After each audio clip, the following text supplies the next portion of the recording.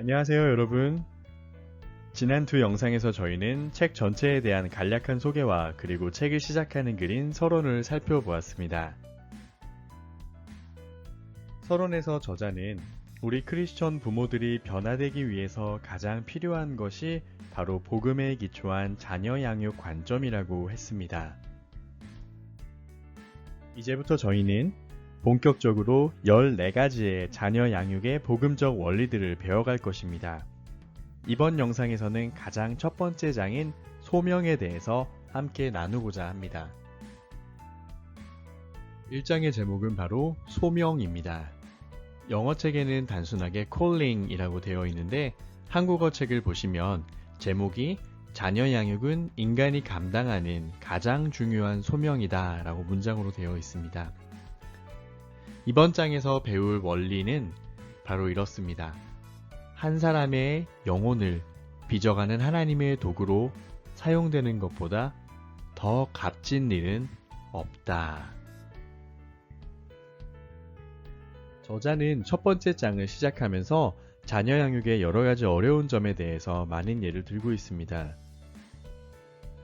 아이가 편식하는 이야기, 아이가 유치원에서 말썽을 피우는 이야기, 아이들이 계속해서 말을 안 들어서 부모의 분노가 폭발하는 이야기, 초등학교 고학년 아이가 물어보는 심오한 질문들에 준비가 안 된 것 같은 이야기. 어렸을 때는 엄마를 너무 사랑하던 아이가 사춘기가 되면서 엄마를 부끄러워하는 이야기. 아이들과 함께 가족 영화라고 생각해서 봤는데 야한 장면이 나와서 당혹스러웠던 이야기. 아이를 대학 기숙사에 데려다 주면서 불안해하는 이야기.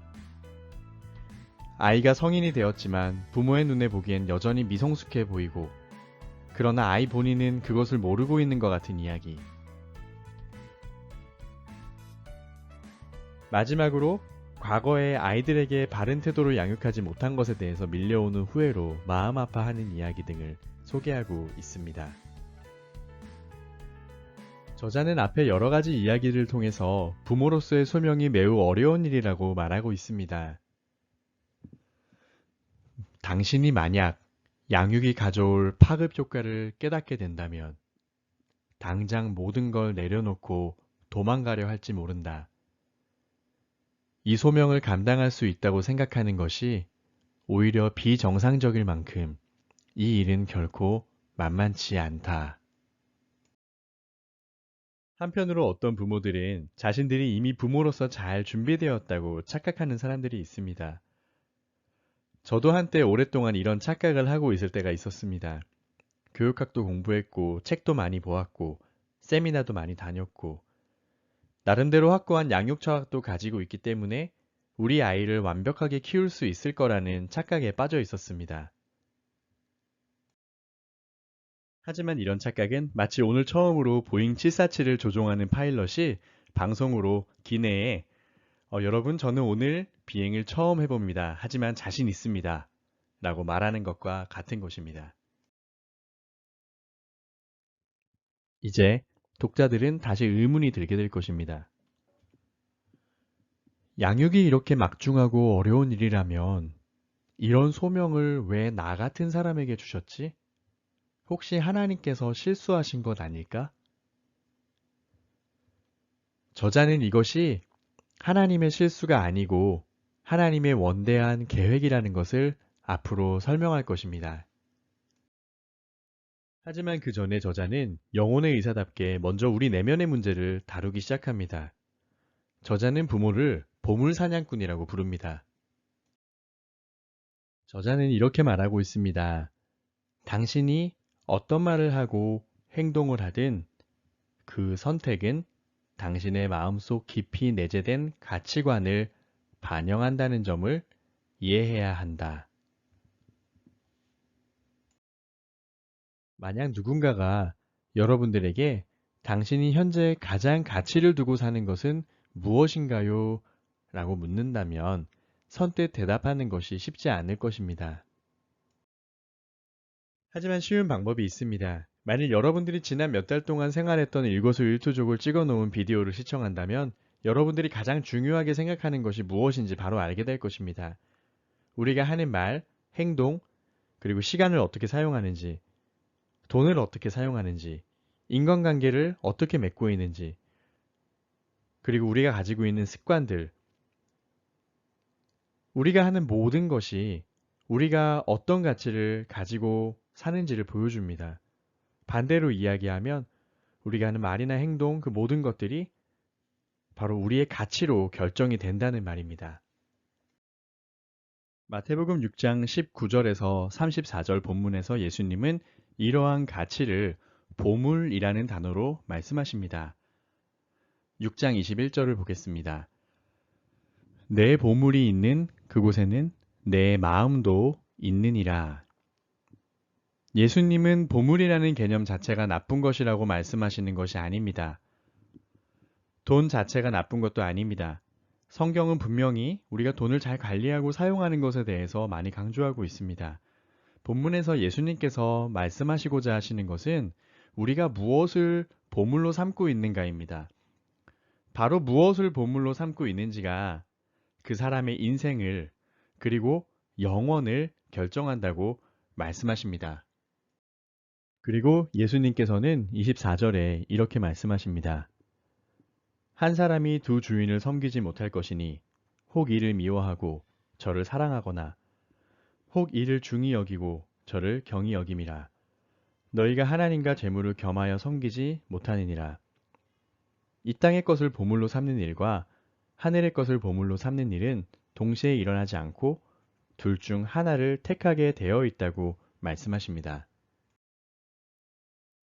앞의 말씀을 이 책의 말로 바꾸어 보겠습니다.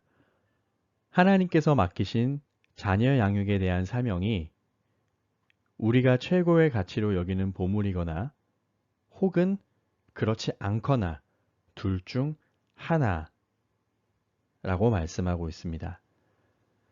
또 다른 말로 하면 자녀 양육 사명에 헌신하는가 아니면 다른 가치에 헌신하는가 둘 중 하나라고 말할 수 있을 것입니다. 예를 들면 물질에 대한 소유를 나의 가치로 삼는 사람이 있을 것입니다. 물질을 소유하는 것이 나의 인생의 최고의 즐거움이라면 하나님의 뜻대로 자녀를 양육하는 일보다는 쇼핑하고 물건을 지키는 일에 더 많은 관심을 가지게 됩니다. 때로는 물질을 소유하는 일을 자녀를 위하는 일이라고 자신을 정당화하기도 합니다. 두 번째 예는 성공이나 명예입니다. 만일 직업적인 성공이나 유명해지는 것이 부모의 최고의 가치라면 자녀들이 성공의 장애물로 여겨지게 될 것이며 자녀 양육을 학교나 교회 등 다른 사람 손에 맡기는 것에 대해서 크게 고민하지 않고 당연시하게 될 것입니다. 저자는 한 가지 예를 더 듭니다. 바로 사역입니다. 부모가 사역자인 경우 사역을 자녀 양육보다 더 큰 가치로 두는 것은 매우 위험하다고 말합니다. 많은 사역자 부모들이 온종일 사역에만 몰두하고 자녀 양육의 소명은 부차적인 것으로 여깁니다. 그리고는 주님을 위해 어쩔 수 없이 자녀들을 돌볼 수 없다고 정당화합니다. 어떤 경우에는 오히려 그것을 뿌듯해합니다. 하지만 이들의 내면에는 사실 사역의 성공에서 오는 성취감과 다른 성도들에게 인정을 받는 일이 자신의 보물이 되어 있는 경우가 많이 있습니다. 이런 사역자의 자녀들은 이런 부모님의 모습을 보며 예수님에 대한 일그러진 이미지를 갖게 됩니다. 이들에게 하나님이나 예수님은 엄마와 아빠를 자꾸 자신들로부터 떼어내는 존재가 되는 것입니다. 여기서 오해를 하시면 안 되는 것은 돈을 모으는 것이나 직장에서 성공하는 것이나 사역을 열심히 하는 것 자체가 나쁘다는 것이 아닙니다. 그 동기가 나쁜 것에 대해서 말씀을 드리는 것입니다. 만일 사역자가 사역을 통해서 물질이나 성공이나 사람들의 인정 또는 마음의 평안을 얻고자 한다면 사실은 그 사역은 주님을 위한 일이 아니라 자신의 욕심을 사역을 통해서 정당화하고 있는 것입니다. 그리고 자녀와의 관계에 필요한 시간이나 노력을 무시하는 것을 당연하게 여깁니다. 하나님께서는 목회에 대한 소명과 자녀 양육에 대한 소명이 서로 상충되도록 계획하지 않으셨습니다. 여러분도 정직하게 질문해 보시기 바랍니다. 나는 자녀 양육에 대한 소명을 나의 가장 중요한 사명으로 생각하고 있는가? 나의 마음 속에서 양육의 가치와 갈등을 벌이는 다른 가치는 무엇인가? 저는 여러 가지 갈등이 제 자신 안에 있는 것을 보게 됩니다. 다른 여러 가지가 많지만 예를 들어서 한 가지만 말씀을 드리면 저에게는 편안함과 안락함이 가치가 되어서 절대 자녀로부터 빼앗기고 싶지 않은 시간이나 공간이 있습니다. 그래서 그 시간을 방해하는 아이들은 마치 침략자처럼 생각하게 될 때가 있습니다.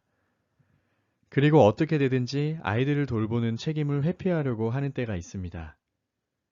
저는 이 외에도 여러 가지가 있는데 여러분들도 한번 곰곰이 생각해 보시기 바랍니다. 여기서 또 독자로서 질문이 생길 수 있습니다. 자녀 양육이 최고의 가치라면 지금 한국의 많은 부모들이 그렇게 하고 있지 않나요? 오히려 자녀 교육에 너무 많은 가치를 부여해서 자녀들을 망치고 있지 않나요? 네, 많은 부모들이 자녀를 우상시해서 오히려 자녀를 망치고 있습니다. 하지만 그것은 하나님께서 주신 소명이 아니라 자신의 욕심을 자녀에게 투영하고 있는 것입니다. 지난 영상에서 본 것처럼 그들은 하나님의 대사로서 양육을 하는 대사 양육이 아니라 자신이 주인이 되어서 하는 주인 양육을 하고 있는 것입니다.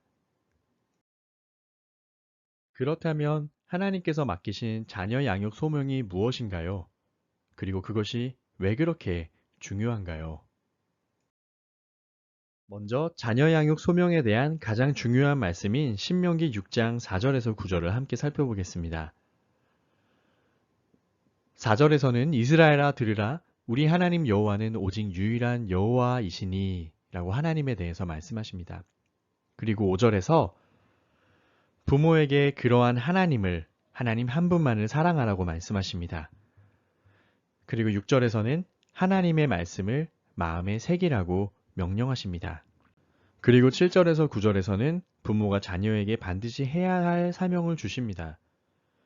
부모는 자녀에게 부지런히 하나님의 말씀을 가르쳐야 하는데 시간과 장소와 방법을 다 동원하도록 말씀을 하십니다. 집에 앉아 있을 때도, 길을 가고 있을 때도, 자려고 누웠을 때도, 일어나 있을 때도 말씀을 가르쳐야 하고 또 말씀을 잊지 않도록 손목과 미간에 그리고 집에서 가장 많이 드나드는 곳인 문설주와 문에도 새겨 놓으라고 말씀하십니다. 즉, 하나님께서 부모에게 맡기신 가장 중요한 사명은 바로 자녀들이 하나님을 알고 하나님을 사랑하고 하나님께 순종하도록 하는 것입니다. 이것은 부모가 순종해야 할 가장 중요하고 고상하며 거룩한 사명입니다. 저자는 이것을 이렇게 표현합니다. 당신은 그분의 강력한 손에 쓰임받는 대체 불가능한 도구다. 이 일은 하나님께서 부모에게 맡기신 일입니다. 그리고 다른 사람이나 기관이 대체할 수 없는 사명입니다. 교회나 학교나 국가는 도울 수는 있지만 그 사명을 대체할 수는 없습니다. 그리고 이 일은 부모 자신의 능력으로 하는 것이 아니라 전능하신 하나님의 손에 붙들려서 도구로 사용되는 것입니다. 아기가 이 세상에 태어나면 그 아이가 배워야 할 가장 중요한 주제는 하나님께서 계시다는 것과 하나님께서는 어떤 분이신지 그리고 하나님께서 자신을 향하여 어떤 계획을 가지고 있으신지를 아는 것입니다. 이러한 주제를 배우지 못한 아이들은 자신이 인생과 이 세상의 중심이 되어 마치 자신이 하나님인 것처럼 살아가게 될 것입니다. 그리고 이런 아이들은 부모의 사명을 계속해서 무시하고 거부하게 될 것입니다. 그래서 죄인을 하나님의 말씀으로 양육하는 일은 어려운 것입니다. 아이들을 신앙으로 교육하려고 해보신 부모님들은 이것이 얼마나 어려운 일인지 경험으로 아실 것입니다. 어쩔 때는 아이들을 말씀으로 양육하려고 가정 예배를 드리다가도 분노가 폭발해서 소리를 지를 때도 있습니다. 하지만 협박이나 위협으로 자녀를 통제할 수 있을까요? 아주 잠시는 통합니다. 아이가 어릴 때는 부모의 협박이나 위협으로 자녀를 통제할 수 있습니다. 하지만 아이가 자랄수록 부모의 협박은 통하지 않게 될 것입니다. 신명기 6장 후반부에서는 이것에 도움이 되는 말씀을 주십니다. 20절을 읽어보겠습니다. 후일에 내 아들이 내게 묻기를 우리 하나님 여호와께서 명령하신 증거와 규례와 법도가 무슨 뜻이냐 하거든. 20절에서 아이들이 하나님의 말씀을 지키는 것이 어떤 의미가 있는지 이해를 못하고 의문을 가지게 되는 일이 나중에 꼭 있을 것이라고 말씀하십니다. 그것에 대한 답은 21절과 22절, 23절과 같이 바로 하나님께서 애굽의 노예로 살던 우리들을 구원하시고 약속의 땅에서 하나님의 언약 백성답게 살게 하셨다. 이것이 답이라고 말씀하십니다. 즉 자녀들에게 말씀에 대한 순종을 가르칠 때 협박이나 위협이 아니라 하나님의 살아계심과 하나님께서 우리에게 베푸신 구원의 은혜를 늘 근거로 해야 한다는 것입니다. 즉 아이들에게 복음을 함께 말해주어야 합니다. 자녀들이 부모의 권유나 하나님의 말씀에 의문을 제기하면 우리는 하나님께서 우리를 얼마나 사랑하셨는지 또 너무 사랑하셔서 독생자 예수님을 아낌없이 내어주셨고 또 우리를 하나님의 자녀로 삼으셨다는 이야기를 함께 해주어야 합니다. 그리고 부모 자신의 권능이 아닌 하나님의 권능과 은혜를 함께 이야기해 주어야 합니다.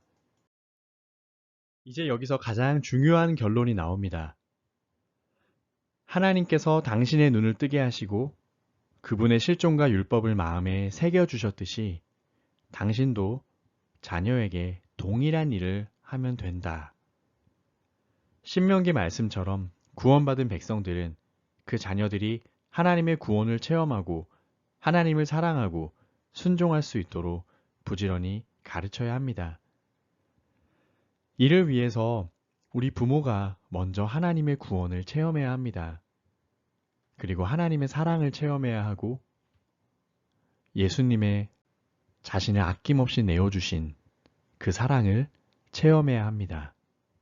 그리고 십자가의 그 감동이 우리 안에 늘 살아있어야 합니다. 그럼 실제로 매일의 삶에서 지금까지 배운 것들을 어떻게 실천할 수 있을지 몇 가지 적용점을 나누고자 합니다. 소개해드리는 적용 외에도 얼마든지 다른 창조적인 방법을 시도해 볼 수 있습니다. 첫 번째는 밥 먹을 때 하나님께 감사하기입니다. 부모가 먼저 아이들 앞에서 일용할 양식을 주신 것은 하나님의 자비의 표현이라는 사실을 감사합니다. 밥 먹을 때 이렇게 이야기하는 것이 생각으로는 참 쉬운 것 같지만 막상 밥을 먹다 보면은 그것이 쉬운 일은 아닙니다. 아이들이 반찬 투정을 하거나 아니면 밥을 바닥에 흘리거나 하면은 너무 정신이 없어서 정말 밥이 코로 들어가는지 입으로 들어가는지 모르고 정신없이 있다가 또 짜증을 내기도 하고 식사 시간을 그렇게 보냅니다. 하지만 식사 시간만큼 또 각자의 얼굴을 바라보면서 이야기할 수 있는 좋은 기회도 흔치가 않습니다. 예를 들면 반찬 투정을 하는 아이에게 그 음식의 재료가 무엇인지 그 영양분이 무엇인지 설명을 해주면서 하나님의 솜씨를 높여드릴 수 있습니다. 그리고 함께 식사할 수 있는 식구가 있음을 감사하고 또 아이들에게 엄마 아빠가 너희랑 같이 밥을 먹을 수 있게 해주신 하나님께 너무 감사하다 라고 말해줄 수 있습니다. 이 외에도 얼마든지 하나님의 은혜를 나눌 수 있습니다. 두 번째 적용점은 아이들 앞에서 부끄러운 모습을 보인 경우 솔직하게 고백하기입니다. 폴트립은 1장 마지막에 이런 말을 합니다. 하나님의 은혜가 가장 필요한 사람은 자신이라고 겸손히 고백하는 부모야말로 자녀에게 은혜를 가장 잘 베풀 수 있는 사람이다. 이 세상에 완벽한 부모는 없습니다. 이 세상의 모든 부모는 예수님의 은혜가 필요한 죄인들입니다. 자녀들 앞에서 분노하며 소리지는 일들, 부부간에 다툰 일들, 본이 되지 못한 일들을 솔직하게 고백하고 사과하는 것이야말로 아이들에게 은혜란 무엇인지를 보여주는 가장 좋은 방법입니다. 끝으로 1장의 원리를 다시 한번 살펴보겠습니다. 원리 1. 한 사람의 영혼을 빚어가는 하나님의 도구로 사용되는 것보다 더 값진 일은 없다. 긴 영상을 시청해주신 여러분들께 감사드립니다. 도움이 되셨다면 글을 남겨주셔서 함께 은혜를 나눌 수 있었으면 좋겠습니다. 그러면 여러분들께 큰 위로와 격려가 될 것 같습니다. 그럼 모두 주님 안에서 평안하세요.